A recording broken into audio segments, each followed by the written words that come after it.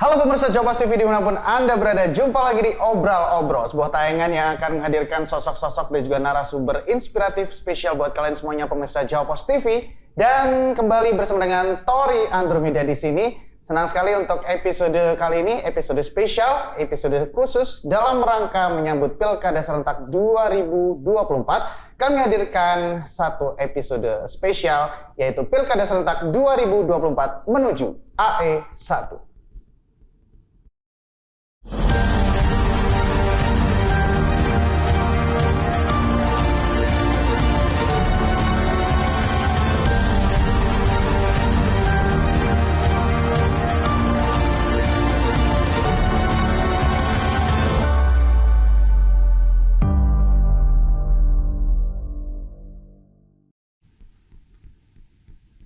Berbicara tentang Pilkada 2024, pastinya kita juga sudah disediakan berbagai macam opsi pilihan calon-calon kepala daerah yang akan memimpin Madiun Raya, khususnya untuk Kota Madiun untuk tahun 2024. Dan spesial untuk hari ini, di samping saya sudah kedatangan satu tokoh yang sudah tidak asing lagi, khususnya untuk masyarakat Kota Madiun. Beliau adalah bakal calon wali kota Madiun untuk 2024-2029. Langsung saja kita sambut, ini dia Mbak Indah Raya Ayumiko Saputri SEMIB. Selamat siang. Selamat siang. Assalamualaikum warahmatullahi wabarakatuh Mbak Indah Raya. Waalaikumsalam warahmatullahi wabarakatuh. Akhirnya ya. Akhirnya.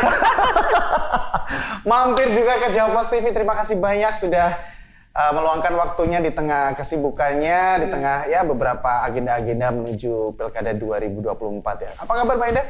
Alhamdulillah baik. Baik, sehat, tetap cantik dan menyala merah-merah ya. Menandakan bahwa apapun yang akan terjadi nantinya tetap berani ya, merah. Berani. Oke, Mbak Indah, pastinya masyarakat Kota Madiun sudah tidak asing lagi lah ya. Mantan wakil wali kota Madiun periode 2019-2024. Yes. Tapi tentunya pengen kenal lebih dekat lagi, pengen kenal lebih intim lagi, biar lebih sayang gitu kepada masyarakat. Mungkin bisa pengen tahu juga nih riwayat karir dari mulai pendidikan, politik sampai pada akhirnya bisa mencapai titik ini tuh seperti apa sih Mbak Indah? Oke. Jadi saya lahir di Madiun, 3 Desember 81. Jadi 43 tahun yang lalu. Jadi usianya 43. Salah 34. 34. Biar muda. Kemudian TK, dari TK, SD, SMP, SMA semuanya di Madiun. Semuanya di Madiun. Dari Indrakila ke SMP 1, kemudian ke SMA 2, kemudian kuliah, memutuskan untuk kuliah di Jakarta. Pada saat itu masuk di Universitas Trisakti Jakarta. Jakarta di tahun 2000, jadi lulus SMA 2000. Kemudian ngambil jurusan manajemen. Setelah lulus dari lulus dari S1 di Trisakti, melanjutkan lagi di S2 di Sydney, Australia. Wow. Sampai 2007. Sampai 2007, kemudian pulang lagi ke Indonesia, ke Madiun, balik. Tentunya ada hasrat ingin mengabdikan diri ke Kota Madiun tentunya kan. Selain untuk ya berkumpul lagi bersama keluarga, akhirnya menjadi dosen di salah satu universitas nih di Kota Madiun selama 2 tahun, kurang lebih 2 tahun. Terus bertemu jodohnya, akhirnya terus diboyonglah ke Semarang karena suami orang Semarang. Oh, sempat ke Semarang juga ya? Sempat ke Semarang. Di Semarang 7 tahun, kemudian in between tetap berkecimpung di dunia politik juga.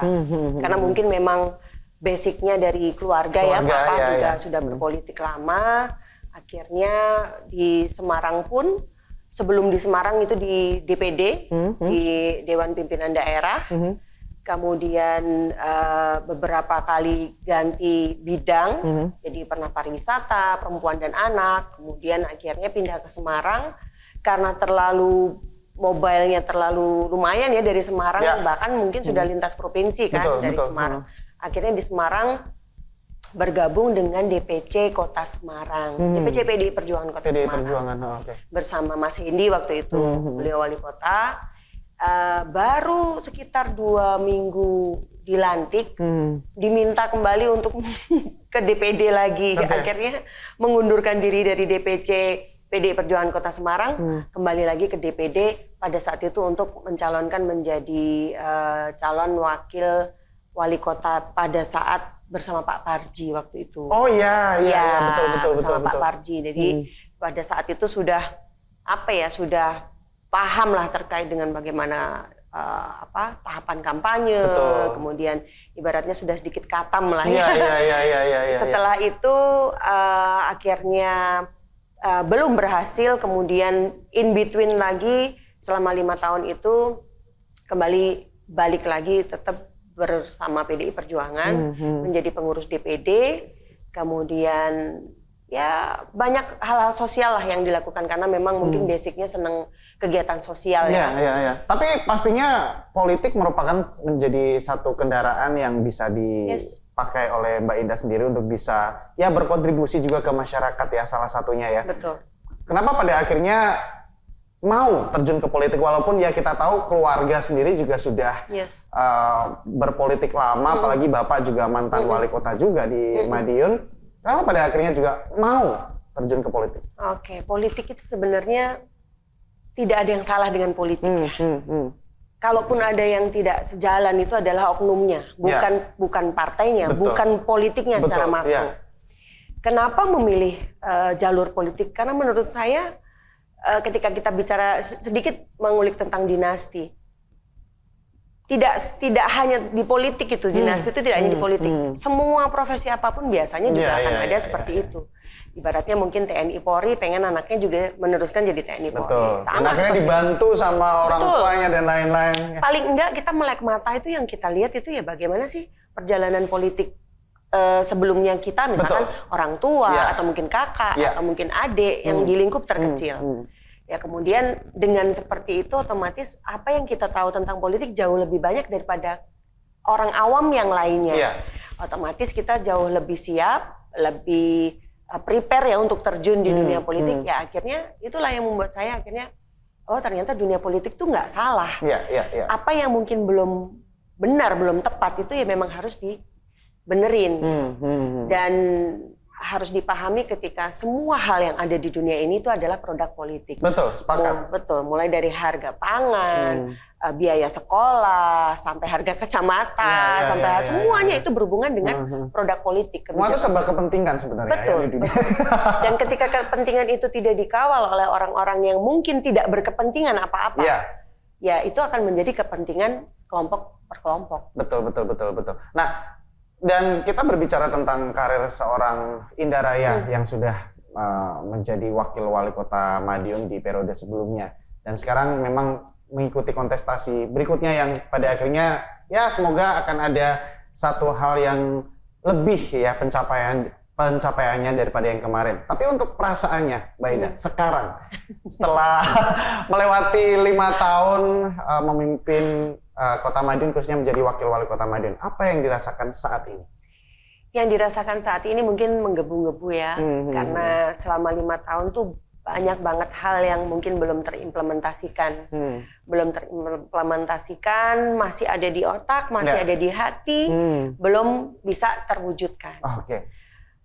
Apa yang saya pikirkan, apa yang saya rasakan itu tidak semuanya bisa terwujud karena memang batas dari kewenangan ya. Mungkin kalau ibaratnya orang Jawa tuh wakil tuh awak karo sikil, nggak punya kepala gitu kan. Jadi banyak hal yang mungkin sudah ada di otak dan ada di hati tapi tidak bisa terimplementasi. Tapi menarik kalau kita ngomongin orang kedua ya. Sebenarnya orang kedua itu ada yang bilang enak juga loh. Enaknya adalah ketika ada kebijakan apapun, ya kalau memang kebijakannya bagus mungkin yang dipuji tetap yang kepalanya gitu. Tapi kalau misalnya ada kesalahan di situ, yang walaupun mungkin kita juga berkecimpung dalam beberapa keputusannya, kita nggak terlalu terlihat gitu. Enaknya itu kan. Nggak terlalu terlihat dan nggak terlalu terlibat. Tapi itu it depends personnya. Saya tidak pernah merasa harus harus mendefend sesuatu yang sekiranya itu salah ya kita katakan salah. Kita bisa benerin, kita bisa evaluasi. Jadi menurut saya tidak ada satu kebijakan itu yang secara makro akan melibatkan pro semua tuh nggak akan ada. Suatu kebijakan pasti ada pro dan kontra, dan itu wajar. Betul. Tapi ketika itu harus dievaluasi, kenapa tidak? Dinamika ya, dan pastinya kita juga penasaran setelah menjadi orang kedua di Kota Madiun, kali ini Mbak Indah mantap untuk bisa melenggang menjadi AE1 ya nantinya ya. Seperti apa pada akhirnya beberapa keinginan-keinginan itu akan dijalani ketika keinginan-keinginan itu menjadi target yang akan dihadapi nantinya? Segmen berikutnya nanti akan kita bahas. Dari jangan kemana-mana, tetap di Obrol.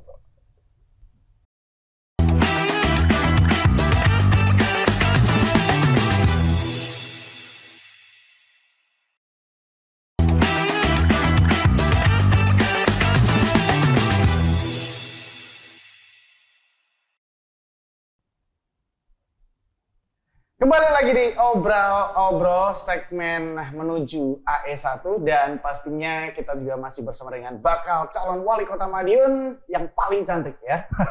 Karena di antara lelaki-lelaki yang lain. Mbak Indah Raya Ayumko Saputri. Oke, Mbak, kembali ke topik yang tadi kita bahas. Kenapa pada akhirnya berani untuk bisa ingin menjadi AE1, dan apa yang menjadi pertimbangan yang paling besar? Berani nggak berani itu sebenarnya di setiap insan itu pasti punya keberanian. Mungkin masih terpendam. Ya. Jadi tidak ada hal yang perlu ditakutkan menurut saya ya. Karena resource yang kita punya, keinginan yang kita punya itu jauh lebih kuat ketimbang ketakutan-ketakutan yang ada. Ya. Karena sebenarnya ketakutan tuh hanya, menurut saya sih ketakutan itu cuma ilusi. Ya. Ketika kita nyemplung, ya kita harus bisa beradaptasi dengan apa yang kita takutin tadi. Dan mungkin tidak semenakutkan itu. Iya, betul. Itu tadi alasan kenapa akhirnya berani nyemplung itu sebenarnya lebih kepada ini ada kesempatan. Kemarin tahu dong prosesnya bagaimana kan. Jadi PDI Perjuangan itu menjadi the one and only partai yang memang akhirnya belum menentukan dukungan, betul. Kan? Dan dengan ya mungkin sudah jalannya dari Allah ya, didukung oleh seluruh masyarakat Indonesia yang untuk memperjuangkan bagaimana Mahkamah Konstitusi itu diutak-atik, kemudian ya isu-isu yang berkembang seperti itu, pada akhirnya last minute Mahkamah Konstitusi tetap berlaku, dan dengan berlaku itulah last minute pun akhirnya terus saya dan beberapa kota kabupaten yang masih tersisa diinstruksikan oleh DPP untuk berangkat sendiri. Mau nggak mau harus berangkat sendiri. Karena kita kader partai, otomatis harus tegak lurus apa instruksi partai. Akhirnya H-2 putusan MK itu, dan juga akhirnya saya combine dengan keinginan saya untuk benar-benar bisa mendedikasikan diri kepada masyarakat tentunya ya. Yang tadinya memang hanya tertinggal satu partai dan kita tidak bisa ngapa-ngapain. Karena dengan peraturan yang sebelumnya harus minimal 6 kursi. Betul. Dan kami dari PDI Perjuangan hanya 4 kursi. Kemudian dengan putusan MK, paling nggak harus punya 10% dari total suara yang sah. Kemudian kami dari PDI Perjuangan dapat 13 sekian gitu. 13 sekian persen. Akhirnya diputuskan untuk bisa maju. Nah dengan putusan tersebut dan juga dengan keinginan yang bulat, yang tadinya juga sudah bulat, tapi akhirnya nggak punya temen kan, biasalah gitu kan, ditinggal sendirian. Akhirnya dengan kesempatan itu dan juga dengan dikombin keinginan yang sedemikian rupa, akhirnya saya memberanikan diri untuk mengiyakan instruksi dari DPP PDI Perjuangan ketika itu. Instruksi harus dijalankan. Jadi injury time memang harus satset dasdes untuk mencari pasangan. Itu juga yang pengen saya tanyakan. Ternyata di waktu-waktu yang mepet sekali, injury time, ternyata keinginan itu pada akhirnya sudah tidak bisa terelakkan lagi, dan niat-niat untuk bisa melenggang mencoba kontestasi Pilkada 2024 untuk Kota Madiun pun harus dijalani oleh Mbak Indah. Ya walaupun mungkin terkesan sendiri, tapi ada juga kan partnernya P3. Ya.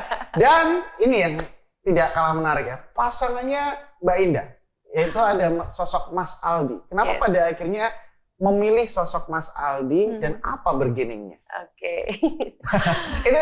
itu sebuah pertanyaan ya banyak orang. Iya, banyak pertanyaan banyak orang, dan pastinya sebuah keputusan yang tidak gampang untuk Yes. memilih sosok pendamping di waktu-waktu yang mepet sekali, Mbak Indah. Betul. Ah. Jadi H-2 pendaftaran itu, begitu putusan MK, kami tuh diinformasikan tuh setengah 1 malam Oke. instruksinya Ya. bahwa PDI Perjuangan di kota kabupaten yang masih tersisa dan memenuhi syarat untuk bisa berangkat sendiri, kita harus berangkat sendiri. Oke. Dan itu harus. Kebayang dong malam-malam setengah 1 seperti kesambar beledek. Oke. Tapi ini merupakan suatu kesempatan gitu kan. Iya. Saya pikir-pikir siapa nih, mulai berpikir nih, berputar otaknya. Siapa wakilnya, harus milih yang tepat supaya tidak meleset, supaya bisa juga mendongkrak elektabilitas dan segala macam gitu. Akhirnya ada satu momen di mana saya keinget Mas Aldi ini. Gitu kan. Mas Aldi ini kebetulan kan masih muda banget ya, tahun 90.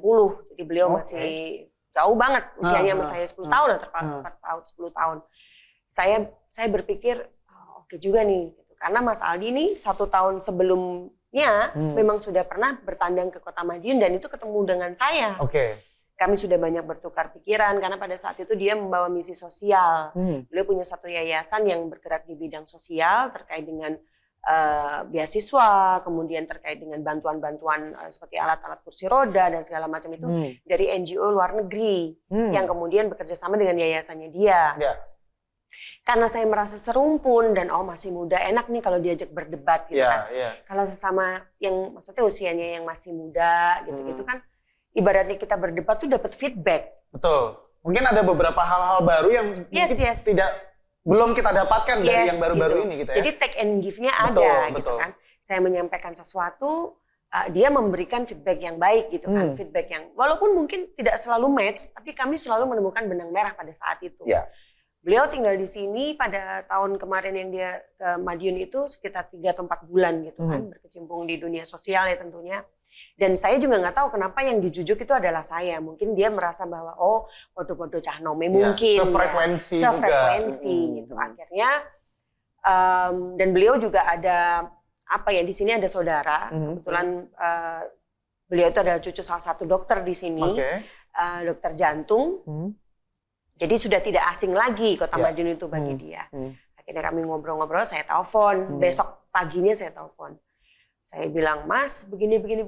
Langsung tembak tuh? Awalnya nggak langsung tembak, saya hanya merasa bahwa gimana nih, kamu kan juga berjalan kebetulan dia di Majalengka waktu itu. Iya. Di Majalengka, kemudian berpindah ke Solotigo, dan catatan terakhir SKCK yang saya baca itu, Mas Aldi ini sebagai calon wali kota Solotigo. Oke. Calon wali kota Solotigo, punya wakil yang putranya incumbent Solotigo. Cuman lucunya karena putusan MK ini dampaknya untuk kami berdua. Saya mencari wakil, Mas Aldi kehilangan wakil karena wakilnya Mas Aldi ini belum usia 25 tahun. Iya. Jadi kayak gayung bersambut gitu kan. Saya cerita panjang, Mas Aldi cerita panjang. Terus dia menyampaikan, wah iya ya Mbak, aku kehilangan wakil nih gitu. Saya bilang, ya udah nih, musibah untuk Solotigo, berkah untuk Madiun, saya bilang. Tak bilang gitu, terus akhirnya aku bilang, coba lah Mas dipikirkan, memungkinkan nggak kalau misalkan Mas Aldi ikut ke sini gitu kan. Toh juga nggak asing di Madiun ini gitu. Bagi Mas Aldi juga nggak asing si Solotigo, karena mamahnya Mas Aldi itu asli Solotigo. Kemudian akhirnya kami hanya via telepon, benar-benar via telepon. Dan pada saat itu kalau nggak salah hari Sabtu dia bilang, Mbak aku tidak bisa menentukan. Wah aku terus kan harus mencari alternatif. Iya. Cuman alhamdulillah pada saat itu memang. Saya mungkin kan bisa. Iya bisa juga ya. Aku juga nggak kepikiran ya. Terus dibantu oleh DPD dan DPP untuk ada beberapa kandidat, ada dari Bogor, ada dari Jakarta juga gitu kan. Intinya apa nih yang menjadi bergain dari Mas Aldi? Sama sekali tidak ada bergainnya. Sama sekali saya tidak ibaratnya saya, Mas nanti kita begini, nggak ada. Jadi dia merasa bahwa ya kita ini anak muda harus mendedikasikan diri kepada masyarakat. Intinya hanya begitu. Aku tidak menjanjikan apa-apa, Mas nanti kita pasti akan menang atau apa, nggak ada. Karena aku merasa bahwa ini suatu perjuangan yang harus diperjuangkan dulu. Bukan menjanjikan suatu yang masih semu, kan gitu kan. Betul. Terus saya bilang, gimana Mas gitu kan? Ya udah yuk kita komit yuk gitu kan. Gimana ya udah. Akhirnya Mas Aldi ke Surabaya, dari Jakarta flight Surabaya karena pada saat itu nggak dapat di Solo, Surabaya. ngadeplah ke DPD. Di DPD. Sendirian tuh, saya bilang, ini sendiri loh Mas, karena aku di Madiun posisinya, nggak apa-apa gitu. Aku pikir, wah ini wani juga ya gitu kan. Karena beliau bukan orang partai. Akhirnya di DPD ada komunikasi dan segala macam. Terus mungkin sudah tatak ya, dan beberapa orang yang ada di DPD itu ternyata sudah kenal sama beliau dan bapaknya. Juga ada kerabatnya beliau juga yang juga berkecimpung di dunia politik. Akhirnya nyambung. Aku makin mantap. Ya udah akhirnya terus. Oke Mas, oke. Ya sudah, itu via telepon. Via telepon ya, kayak apa ya? Orang nembak pacaran yuk gitu. Yes, gitu. Yuk kita pasangan yuk. Gitu. Iya. Dan pastinya dari semua calon di kontestasi Pilkada Kota Madiun ini memang pasangan Dadi ya. Iya, Dadi. Indah Aldi ini memang yang paling muda ya. Pastinya dengan usia yang masih muda, Mbak Indah dan juga Mas Aldi, mungkin kedinamisan pasangan ini mungkin bisa lebih energinya lebih banyak dan lain-lain. Tapi pastinya penasaran juga dengan beberapa hal-hal yang bisa ditawarkan ke masyarakat untuk anak-anak muda khususnya. Nanti kita akan lanjutkan lagi segmen berikutnya. Jadi jangan kemana-mana, tetap di Obrol-Obrol.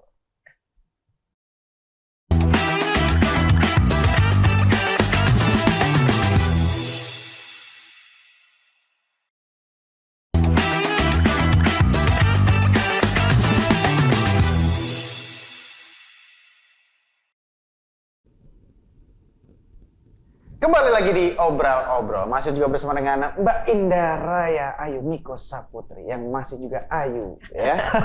Mbak Indah, kembali ke pertanyaan saya yang tadi. Apa yang bisa ditawarkan ke anak-anak muda? Kita melihat pasangan Dadi ini memang muda-muda, fresh mungkin ya. Banyak hal-hal yang bisa ditawarkan sebenarnya ke masyarakat, khususnya ke anak-anak muda. Apa yang bisa ditawarkan?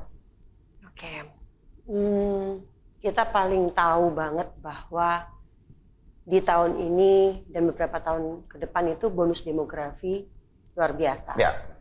Di mana ceruk anak-anak muda ini juga punya keinginan dan punya spirit yang besar, yang sama untuk menuju Indonesia emas. Betul. Perubahannya tuh pengen banget lah, pengen banget begini, pengen banget begitu. Dan dinamika anak-anak ini, keinginan-keinginan yang sangat random ini otomatis hanya bisa diakomodir oleh yang sesama yang punya spirit yang sama.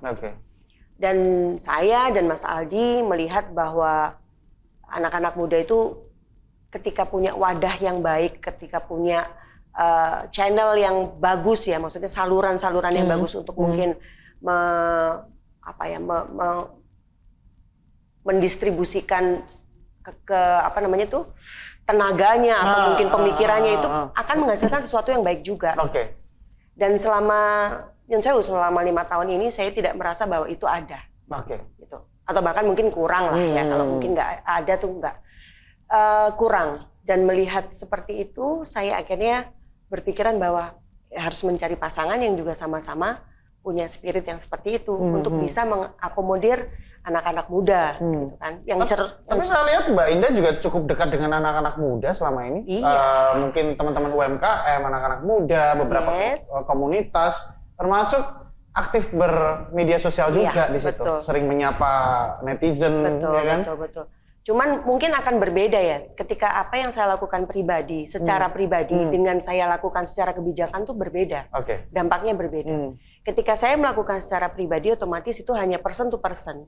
Dan apa yang saya perbantukan ke mereka, atau saya bisa wujudkan berupa kebijakan itu, tidak akan bisa berdampak ketika saya bukan pimpinan, bukan kepala daerah gitu kan.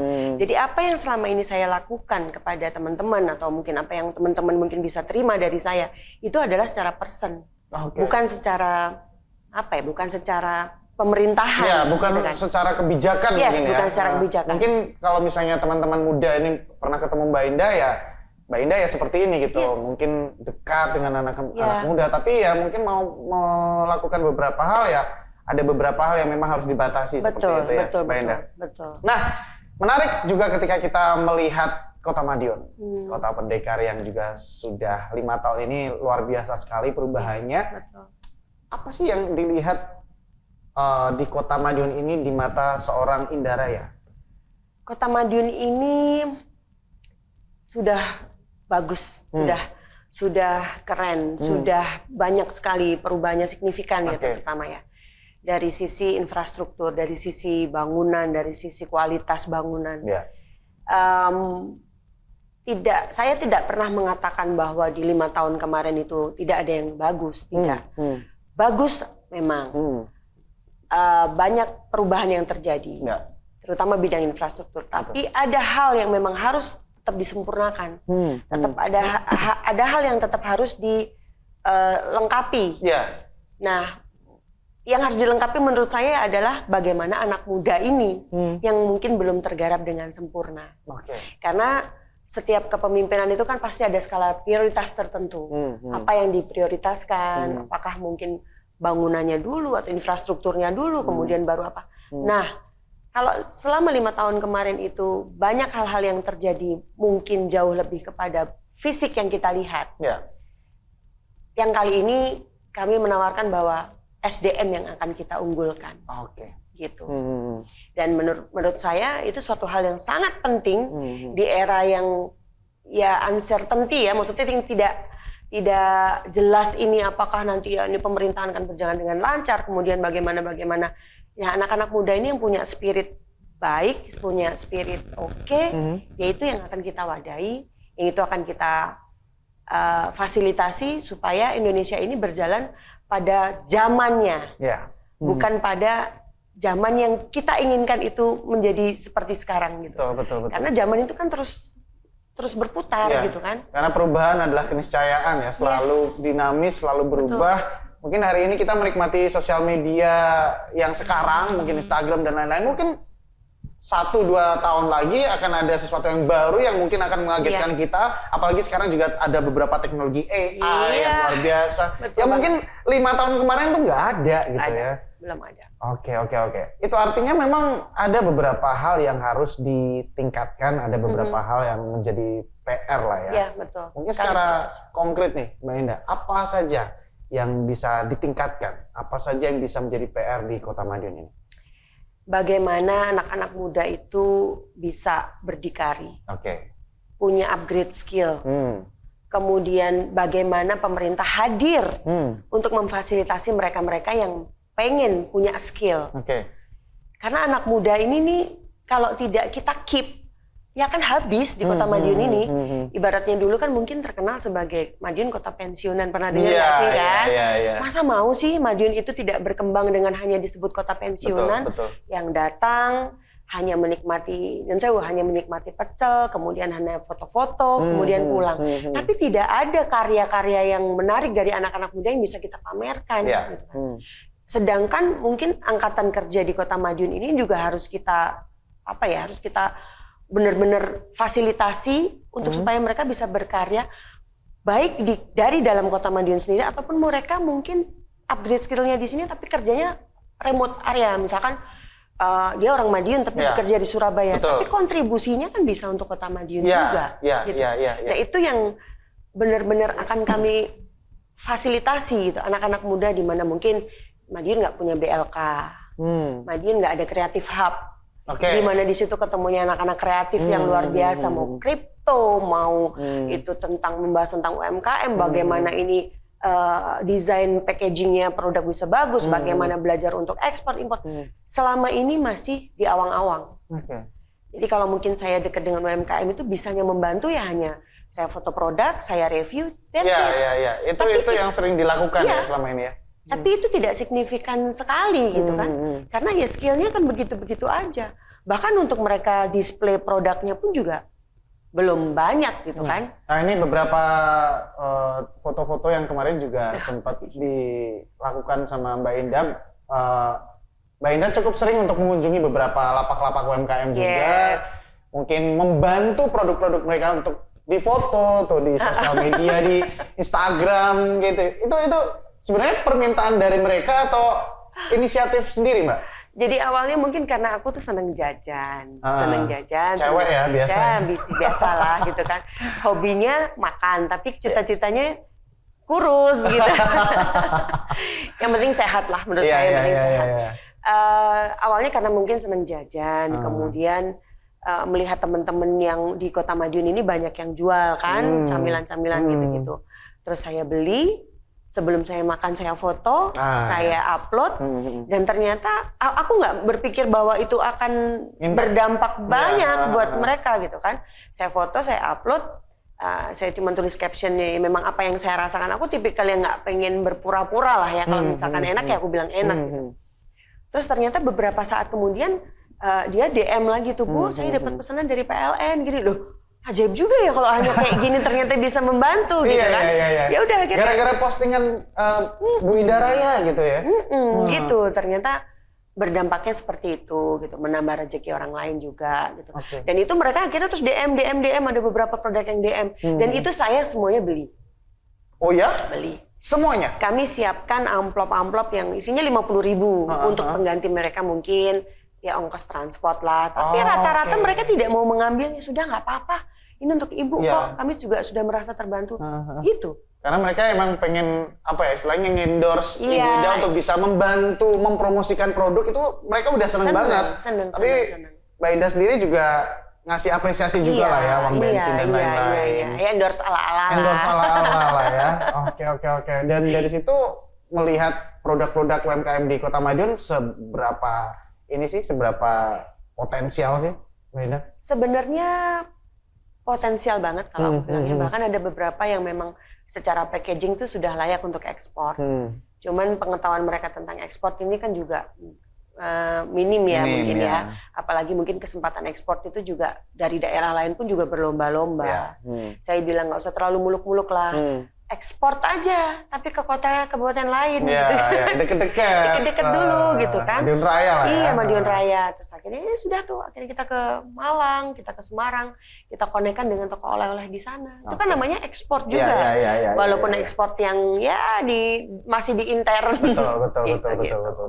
Nah, masih ada beberapa pembahasan menarik lainnya ya tentang Madiun, Kota Madiun dan juga Mbak Indah Raya pastinya. Jadi jangan kemana-mana, kita akan kembali setelah pesan-pesan berikut ini, tetap di Obrol-Obrol.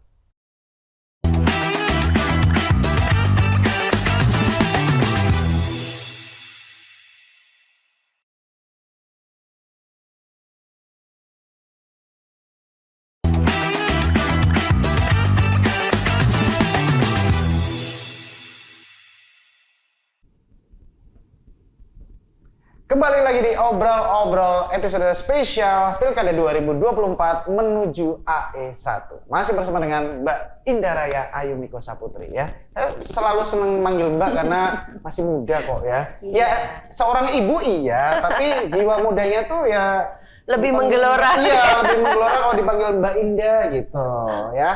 Oke. Tadi kita sudah membahas banyak hal terkait ya karir politik seorang Indah Raya, kemudian bagaimana Mbak Indah melihat Kota Madiun dari kacamatanya. Sekarang kita kembali ke pilkada, ya. Partai politik salah satunya. Ini menarik bahwa sepertinya tidak mudah ya, dan ini merupakan challenge banget nih untuk pasangan Dadi ya, Mbak Indah dan juga Mas Aldi untuk bisa bertarung di kontestasi pilkada Kota Madiun di 2024 ini. Dua partai politik saja, PDI Perjuangan dan juga P3. Dengan koalisi minimalis ini, bagaimana pada akhirnya Mbak Indah tetap menjaga soliditas dari tim, dari partai, dari para pendukung untuk bisa tetap tetap kompak, tetap solid, tetap guyup, dan tetap bisa target utama untuk bisa memenangkan pilkada 2024 ini bisa terwujud, Mbak Indah? Ya. Partainya minimalis, tapi semangatnya maksimal. Partainya banyak, tapi ruwet, pilih mana? Bukan gitu ya, mungkin lebih ke bagaimana PDI Perjuangan ini memang akhirnya hanya menjadi partai yang tertinggal. Tertinggal maksudnya paling akhir yang belum menentukan pilihan. Jadi saya rasa bukan perkara banyak atau tidaknya dukungan dari partai-partai. Ketika kita sudah punya kendaraan, saya rasa itu sudah lebih dari cukup. Kita tahu bahwa PDI Perjuangan dan Partai Persatuan Pembangunan ini kan adalah partai lawas, partai senior, betul. Di mana kader-kadernya sampai ke akar rumput, sampai ke tingkatan bawah banget gitu kan. Dan itu yang menjadikan kami lebih pede, lebih semangat karena sudah disokong dengan sedemikian rupa dengan mesin politik yang sudah panas. Kemudian kemarin terpanas-panasin juga karena menjadi satu-satunya partai yang ditinggal gitu kan. Akhirnya spirit kami jauh lebih membara. Nggak ada namanya di Partai PDI Perjuangan itu takut untuk maju dalam medan perang, nggak ada. Karena banteng ini kan memang beruduk ya gitu kan. Kemarin bahkan pada saat raker Capsus saya bilang bahwa kalau memang sungune kuwi ketul, ini harus diasah supaya kita bisa meruduknya lebih mantap gitu kan. Saya bilang gitu. Dan Partai PDI Perjuangan dengan Partai P3 ini menurut saya secara chemistry, secara hubungan emosional itu kantornya aja berjejer kami kan. Berjejer gitu kan, dan para pengurusnya pun juga memang sudah banyak melakukan komunikasi pada saat sebelum MK ini mempunyai keputusan yang kemarin itu. Jadi kalau ada partai-partai yang sudah bergabung di sana, bergabung di sini, saya rasa mungkin ya itu harus dilakukan semua partai. Mau nggak mau kan harus bergabung ke sana atau ke sini gitu kan. Ketika yang ini belum ada gitu kan. Tapi ketika ini sudah ada, kan juga tidak gampang untuk menarik dukungan dari sana atau dari sini gitu kan. Makanya saya berpikir bahwa ya sudah, dengan adanya partai dua ini, ya itulah yang kita jadikan kekuatan.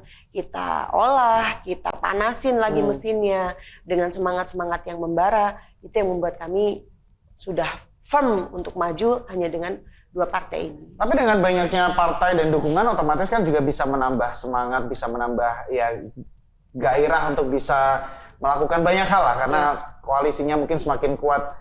Itu artinya untuk seorang Indah Raya, dua partai ini saja sudah cukup untuk bisa bertarung. Yes, menurut saya dua partai ini sudah cukup untuk bertarung, lebih tidak terlalu pusing dengan hal-hal lain ya, misalnya terkait dengan mungkin penempatan person to personnya di tim pemenangan gitu, karena kan semakin banyak orang mungkin semakin itulah gitu, semakin crowded gitu. Makanya saya bilang tidak semua yang besar itu menghasilkan sesuatu yang maksimal. Kemarin sempat di KPU disentil, ada beberapa wartawan yang tanya, di sana kan koalisinya besar gini-gini. Saya bilang obesitas itu juga penyakit loh. Saya bilang gitu. Analogi yang baik. Oke. Pastinya bertarung di kontestasi Pilkada Kota Madiun ini juga butuh strategi dong ya. Butuh strategi, apalagi juga paslon lain sepertinya juga cukup kuat, ya kan? Kita tidak bisa menampik itu, Mbak Indah. Ada strategi khusus untuk bisa menyiapkan pertarungan ini ke depannya? Ada satu lagi yang lucu ketika di KPU kemarin, tadi kan Story menyampaikan bahwa kedua paslon ini juga cukup kuat. Memang mereka kuat-kuat, gitu kan? Bahkan kemarin analogikan ketika ditanya, ada satu wartawan itu menyampaikan, ini musuhnya kan gajah-gajah gitu kan. Saya bilang ya udah gajah kan gitu kan. Kita sama-sama bertarung. Tidak ada namanya saya atau maksudnya Dadi ini membantu salah satu paslon atau mungkin mengurangi salah satu paslon. Jadi Dadi ini ada tidak untuk mengurangi atau menambah suara salah satu paslon, nggak ada. Jadi kami tiga kontestan yang berbeda yang sama-sama pengen memenangkan pilkada ini. Nah kalau untuk strateginya, karena kami anak-anak muda ya, maksudnya paling muda mungkin di kontestan yang lain, ya kami akan berusaha memakai pendekatan yang memang itu disukai anak-anak muda. Muda ini bukan berarti kita tidak menghormati yang tua loh ya. Yang muda ini juga punya banyak pemikiran-pemikiran yang dari sumbangsi beliau-beliau yang sudah senior itu memberikan pengertian, memberikan masukan kepada kami anak-anak muda supaya kalau kamu pendekatan ke sini gini loh, kamu pendekatan ke sini gini loh. Karena sejarah ini tidak bisa dilupakan dan tidak boleh dilupakan. Banyak masukan-masukan yang kami dapat ketika turun ke lapangan. Ini juga yang harus saya tanyakan juga untuk pertanyaan berikutnya, Mbak Indah. Data statistik menyebutkan bahwa sekitar banyak lah, lebih dari 50% lah ya, 60%, sekitar 60% pemilih itu banyak yang muda-muda, antara 17 sampai 39 tahun. Pada akhirnya apa yang menjadi strategi khusus untuk bisa menarik teman-teman muda ini, khususnya untuk Gen Z yang baru dapat hak pilihnya ya untuk bisa nyoblos, untuk bisa menjadi salah satu ya sumber suara yang terbanyak untuk pasangan muda ini. Benar. Anak-anak muda yang baru pertama kali punya kesempatan untuk nyoblos tuh excited banget pasti dong ya. Wah, kok akhirnya bisa nyoblos aku tuh bisa nyoblos, punya KTP, bisa nyoblos gitu kan. Terus udah gitu ngelihat bagaimana pasangan-pasangan ini bergerak di lapangan. Kami tidak pernah mengkampanyekan diri, pilihlah saya, kami tidak pernah. Karena saya sendiri merasa kalau ada orang kayak gitu, nyapo sih gitu kan. Jadi pendekatan-pendekatan anak-anak muda yang memang kami pakai, kami justru lebih banyak turun ke lapangan, lebih banyak cangkrukan, lebih banyak bagaimana menyerap mereka apa sih maunya. Karena bagi kami bottom up itu jauh lebih penting daripada top down. Nah, bagaimana bottom up ini? Otomatis kan kita harus ke bawah kan? Kita harus ke bawah. Ke bawahnya pun ini juga harus dipilih bagaimana mekanismenya gitu kan. Apakah kita terus banyak bawa pasukan terus ke ini? Enggak ada. Saya kalau kemana-mana ya sendiri-sendiri aja, nyetir sendiri segala macam gitu, ketemu di jalan. Hai Mbak, hai gitu-gitu. Mungkin lebih ke intimate ya. Dan yang sudah dilakukan apa saja Mbak Indah? Misalnya apakah Mbak Indah bersama dengan tim atau bahkan sendiri atau mungkin bersama dengan Mas Aldi mungkin begadang di angkringan kah atau gimana? Ya, sometimes kami melakukan itu, Mas Aldi banyak banget yang seperti itu. Ke angkringan, kemudian tanpa bawa teman-teman juga, ada teman, paling ada beberapa 2 orang lah yang mungkin ngikutin dia ya, driver sama mungkin ada dari tim maksudnya untuk medianya lah ibaratnya gitu. Tapi apa yang terjadi di situ benar-benar yang smooth dan orang juga tidak tahu Mas Aldi itu siapa awalnya gitu kan. Terus akhirnya ngobrol-ngobrol justru Mas Aldi ketika tidak tahu kita siapa, yang diambil, yang diserap ilmunya atau diserap informasinya kan jauh lebih vulgar, gitu kan? Ternyata butuhnya ini, ternyata butuhnya ini, gitu kan? Sampai pada akhirnya terus Mas Aldi menyampaikan, ya semoga ke depan Yon doa restu gini-gini. Akhirnya terus gayung bersambut, jadi ini loh Mas, gitu. Jadi lebih seperti itu, lebih seperti itu. Kalau saya mungkin lebih kepada teman-teman UMKM, lebih kepada teman-teman yang komunitas, gitu kan? Mulai dari komunitas senam, kemudian sepedahan segala macam. Ya tak lakoni kabeh. Capek sih, tapi aku seneng. Seneng karena lebih tahu mereka pengennya apa, lebih intim tahu bagaimana sih mereka melihat Madiun ini secara makro. Kurangnya di sini Mbak, kurangnya di sini Mbak. Karena selama ini mungkin tidak berani menyampaikan karena saya masih menjadi wakil wali kota. Termasuk pendekatan-pendekatan di sosial media juga ya. Betul. Karena media sosial juga salah satu tempat yang sepertinya sangat efektif ya, semakin efektif untuk bisa mempromosikan berbagai macam visi misi, personal branding, khususnya untuk para calon-calon ini agar bisa menggait hati para netizen, khususnya masyarakat Kota Madiun untuk bisa memilih dan percaya sama visi misinya gitu ya. Masih ada kesempatan 1 segmen lagi nanti. Di segmen terakhir, pemirsa Jawa TV, jadi jangan kemana-mana, tetap di Obrol-Obrol spesial Pilkada Serentak 2024 menuju AE1.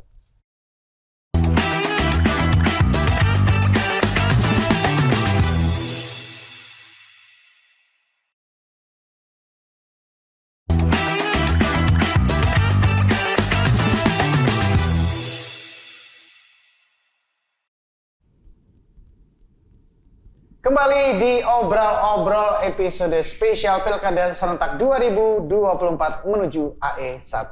Masih juga bersama dengan Mbak Indah Raya. Oke, Mbak Indah. Kata orang hidup tidak akan dimenangkan ketika tidak dipertaruhkan. Katanya seperti itu. Dan kalau sudah mempertaruhkan, itu artinya sudah siap menang dan sudah siap kalah. Seberapa besar siap menang dan siap kalah itu? Karena saya pikir tidak hanya siap kalah ya, siap menang pun itu juga harus siap untuk menghadapi tantangan memimpin Kota Madiun, dikritik, dihujat dan lain-lain. Seberapa besar kesiapan untuk menang dan kalah? Itu sebenarnya pertanyaan sudah terjawab di 2 periode kemarin ya. Saya pernah kalah, saya pernah menang, ya kan? Jadi itu hanya kembali kepada mental masing-masing. Kalau kita diberi kekalahan, berarti bagi saya pribadi kekalahan itu bukan berarti kalah, tapi justru bagaimana kita menggodok 5 tahun yang kemarin itu bersama Pak Parji itu untuk menjadi suatu kekuatan di pilkada berikutnya. Betul, dan akhirnya menang. Dan akhirnya menang. Makanya pernah menang, pernah kalah. Dan itu sudah hal biasa karena pilihannya hanya menang, hanya kalah. Betul. Dan kalah gitu kan. Iya. Hanya menang dan kalah. Tidak bisa in between gitu Iya, kan. iya. Terkait dengan kesiapannya, dua-duanya siap. Dua-duanya siap. Tapi tidak ada namanya hal yang tidak pernah saya lakukan itu sebelum berjuang. Berjuang ini kan menujunya ke kemenangan. Betul. Semuanya akan siap menang. Iya. Tapi ketika kita bilang kalah, itu kan masing-masing personal akan menanggapi dengan respon yang berbeda-beda. Ada yang mungkin ngelokro, ada yang mungkin biasa saja. Dan bagi saya, ya itu akan biasa saja karena sudah pernah mengalami seperti itu. Iya, karena Mbak Indah pernah kalah. Pernah kalah. Dan pernah menang. Pernah menang. Gitu aja. Oke. Gitu. Dan bukan hal yang tabu kok. Kalah itu bukan hal yang tabu menurut saya. Iya. Cuman memang perasaan akan tetap tidak enak gitu kan. Hanya bagaimana kita merespon aja terhadap sesuatu itu. Ketika mungkin tadi disampaikan kalau menang nanti akan dihujat dan dikritik, wes tahu, wes pernah. Jadi sudah sedikit katam gitu kan. Bahkan mungkin perlakuan yang lebih dari itu pun aku bisa gitu kan. Oh iya. Bertanya kah? Oke. Ya, anggaplah ini Mbak Indah menang nih. Iya. Ya, jadi AE1 Wali Kota Madiun. Seberapa siap dikritik? Ini kan sepertinya dunia media sosial ini semakin gila ya, semakin. Saya juga bisa bilang bahwa netizen tuh kadang tuh semakin jahat juga dalam ngatain orang gitu ya. Apalagi ya biasanya kalau pemimpin emang harus siap sih Mbak Indah. Apalagi misalnya jalan istilahnya cuel sitik, ngata-ngatain udah kayak mau ada bencana apa gitu misalnya. Seperti apa menanggapi fenomena itu? Dalam arti katakanlah sekarang AE1 terus dihujat gara-gara kebijakan yang memang tidak sesuai sama masyarakat misalnya. Itu mungkin akan terjadi ya, akan terjadi dan pasti terjadi. Dan siap? Dan siap. Karena ya itu tadi yang saya bilang, tidak akan pernah ada satu kebijakan itu yang memuaskan semua orang. Nggak akan pernah ada. Bahkan kita hidup tidak untuk memuaskan orang lain sebenarnya tujuannya. Selama itu kemaslahatan masyarakat yang jauh lebih banyak jumlahnya, saya rasa itu kebijakan memang harus dilakukan. Cuman ketika menanggapi kritik, kemudian hujatan, itu sudah pernah saya rasakan dan rasanya luar biasa. Tapi bagaimana saya ibaratnya merespon? Ketika dikritik pasti akan tetap iya gak ya? Apa iya sih? Apa iya? Tapi ini akan tercover dengan misalkan kayak gini. Ya Allah, ternyata DM saya dibales ya sama Mbak Indah. Itu mereka ternyata so excited banget gitu. Dengan hal-hal sepele seperti itu. Betul. Wah, ternyata ada juga kok yang orang-orang seperti ini. Jadi kayak ke cover gimana sih? Nah, gitu-gitu. Yang sayang juga ada kok. Iya, yang sayang juga ada kok. Yang melihat dari sisi lainnya juga ada kok. Cuman saya tidak pernah sekalipun melihat hujatan atau kritikan itu menjadi sesuatu yang dibawakan negatif ranahnya.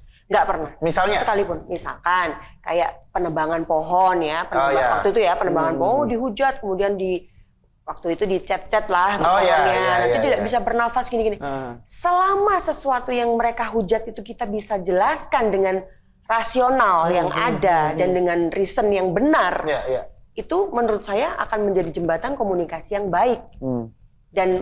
Tapi ada juga gini ya, tipikal pengkritik tuh kan ada yang mengkritik, walaupun mungkin sudah dijelaskan dan itu penjelasannya pun sudah sebenar-benarnya dan rasional, tetap kritik. Itu ada. Dia lebih ke ngehujat sih. Iya, gitulah.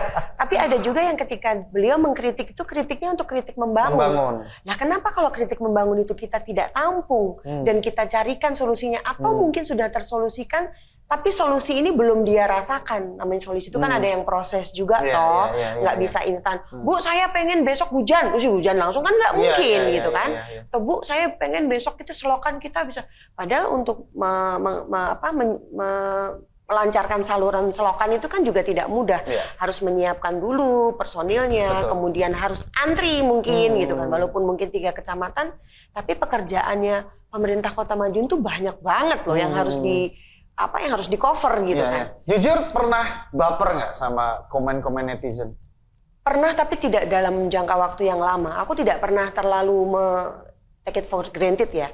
Karena ya itu tadi, aku selalu melihat bahwa Oh, memang kan kita bisa lihat ya. Seperti apa contohnya yang bikin baper banget? Misalnya mungkin menyerang personal atau kalau kebijakan oke lah. Kalau personal nggak pernah. Kalau personal sih selama ini nggak pernah. Alhamdulillahnya nggak pernah gitu ya. Alhamdulillah kalau personal nggak pernah. Tapi justru lebih kepada kebijakan yang sebenarnya aku juga tidak terlalu terlibat di situ. Tapi menurut saya ketika itu menjadi satu bagian kami dulu, apa yang mereka kritikan, apa yang mereka hujat, itu kan harus saya jelaskan karena ini kepemimpinan kami, bukan kepemimpinan beliau, gitu kan. Harus saya jelaskan di mana penjelasan ini biasanya saya akan bertanya kepada OPD yang dia komplainkan lancang. Kebanyakan komplain sih, lebih ke komplain misalkan. Parkir misalnya. Parkir itu udah dan penjelasannya pun juga sudah saya jabarkan segamblang mungkin gitu kan. Mungkin jauh lebih gamblang penjelasan saya ketimbang penjelasan OPD Nyun Sewu maksudnya.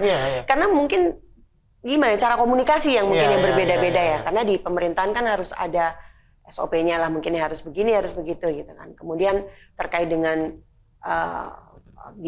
beasiswa yang mungkin telat, transfernya kayak gitu. Harus saya tanyakan dulu ke OPD terkait baru bisa saya jawab. Seperti itu. Tapi tidak ada sama sekali hujatan dan kritikan itu yang harus kita baperin. Itu menurut saya nggak ada. Karena selama ini saya selalu tutup dengan hal-hal yang ya ada yang benci, tentunya ada yang sayang juga gitu kan. Tapi yang benci ini otomatis harus kita cari nih, kenapa dia bisa benci gitu, kenapa dia bisa hujat, itu kita carikan jawabannya. Gitu. Terakhir, Mbak Indah, harapan untuk kontestasi Pilkada 2024 Kota Madiun dan tentunya harapan untuk Kota Pendekar, Kota Madiun. Harapannya bagi penyelenggara pemilu kali ini, Pilkada kali ini otomatis harapan yang baik-baik lah tentunya ya. Bagaimana penyelenggara pemilu ini bisa bekerja dengan baik, bekerja dengan adil, bekerja dengan seimbang, netralitasnya terjaga, kemudian fasilitas-fasilitas yang mungkin itu harus didapatkan semua paslon ya diberikan. Misalkan mungkin alat peraga kampanye yang mungkin banner-banner seperti itu kan nanti akan keluar kan. Tentunya juga harus dikomunikasikan apakah mungkin dari tempatnya, tapi saya yakin penyelenggara pemilu sudah punya tempat-tempat titik-titik tertentu untuk memasang APK-APK seperti itu. Dan harapannya pemilu ini bisa berjalan dengan lancar, pilkada ini berjalan dengan lancar karena barengan dengan pilgub juga. Otomatis secara kredit juga akan lebih kredit gitu, akan ada kampanye dari Jawa Timur juga tentunya kan. Dan ini merupakan hajat kita bersama, kemudian hasil akhir yang kita inginkan bersama-sama semoga bisa sesuai dengan harapan masyarakat. Tidak ada hal yang tidak mungkin ketika kita ingin Indonesia ini secara makro Indonesia ini maju menjadi negara yang luar biasa sekali. Secara mikro Indonesia, secara mikro Madiun ini juga tentunya akan menuju kepada sesuatu yang lebih positif dari yang sebelumnya. Karena progres itu kan harus selalu ada. Betul. Gitu. Quotes dari Mbak Indah. Ini quotes ini yang saya bingung ya. Quotes atau mungkin pesan-pesan untuk tim pemenangan, untuk teman-teman masyarakat yang selama ini juga sudah membersamai seorang Indah Raya. Untuk para pemilih lah kalau saya bilang ya, karena para pemilih di Kota Madiun ini tentunya sudah sangat cerdas, sudah sangat punya banyak banget kanal-kanal untuk mencari tahu terkait dengan bagaimana paslon per paslon ini mempromosikan dirinya masing-masing. Tapi ingat, pilihlah paslon yang memang bisa mewakili suara hati panjenengan semua, bisa mewakili proyeksi panjenengan semua ke depan Madiun ini pengen seperti apa. Itulah yang panjenengan pilih dan carilah paslon yang memang dekat dengan panjenengan secara emosional, kemudian komunikasinya juga lebih gampang karena ketika gampang wadulnya otomatis solusi itu pasti juga akan gampang diberikan. Itu aja. Itu dia. Terima kasih banyak Mbak Indah Raya Ayumiko Saputri SEMIG sudah hadir di Jawa Post TV akhirnya ya. This is Indah Raya baby di Jawa Post TV akhirnya. Terima kasih banyak sudah menyempatkan waktunya di tengah kesibukan dan ya kita harapkan apapun yang nanti akan dilakukan, apapun yang nanti akan dijalankan, pertarungan Pilkada 2024 untuk Kota Madiun bisa dijalankan dengan baik. Dengan aman, dan damai, akur, guyup, rukun, semuanya tidak ada halangan satu apapun dan target apapun yang akan dicapai oleh Mbak Indah dan juga tim bisa tercapai ya. Amin, khususnya amin ya Rabbal. Jadi tadi juara Amin, ya. amin, Oke. Terima kasih banyak dan terima kasih juga buat pemirsa Jawa Post TV yang sudah menyimak obrolan kita hari ini bersama dengan bakal calon wali kota Madiun Mbak Indaraya Ayumi Niko Saputri ya. SENIB yang sudah memberikan banyak hal insight positif ke pemirsa Jawa Post TV. Semoga obrolan kita juga bisa menjadi inspirasi untuk pemirsa Jawa Post TV. Dan ingat, Pilkada 2024 akan kita jelang. Semoga kita bisa mendapatkan pemimpin yang terbaik untuk Kota Madiun. Dan akhirnya saya Torian Termeda, mewakili kerabat kerja yang bertugas, mengucapkan terima kasih banyak atas perhatian Anda. Sampai ketemu lagi di Obrol-Obrol episode berikutnya. Bye.